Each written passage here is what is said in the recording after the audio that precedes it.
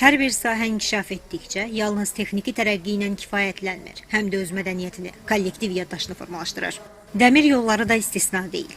Azərbaycan Dəmir Yolu Muzeyində açılan Qara Qızılın saldığı Dəmir Yollar adlı sərgi də bu yaddaşın fotolardakı təcəssümüdür. Sərgidə nümayiş etdirilən fotoların hər biri o dövrün mədəniyyəti haqqında məlumat verən vizual hekayələrdir. Fotosərginin də məqsədi məhz o tarixə nəzər salmaqdır. Azərbaycan dəmir yolları ilə neftin daşınması, yəni bu iki sahənin birgə fəaliyyətinə diqqət çəkməkdir. Sərgi Azərbaycan Dəmir Yolları və Balaxanı Əməliyyat Şirkəti ilə birgə təşkil edilib. 10 gün Dəmir Yolu Muzeyində burada sərgilənəcək fotolar. Ardınca sərgi işini 10 gün ərzində, 10 gündən sonra 10 gün ərzində demək Sabunçu Dəmir Yolu Vağzalında davam etdirəcək. Çox unikal fotolar var. Hətta bu fotolardan bir qismi ümumilikdə ilk dəfə ictimaiyyətə açıqlanır, sərgilənir.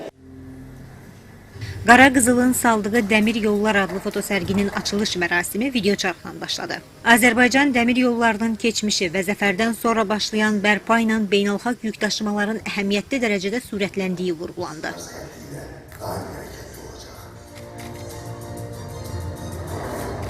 Çıxış edənlər bildirdilər ki, tarixin relsləri üzərində irəliləyən bugünkü Azərbaycan dəmir yolları regionu birləşdirən strateji xəttlərdən birinə çevrilir. Tədbir Üzeyir Hacıbəylinin əsərlərinin ifa edildiyi bədii hissə ilə yekunlaşdı. Arzu Yusif, Çingiz Qəniyev, Sevgi Əlizadə, Mədəniyyət xəbərləri.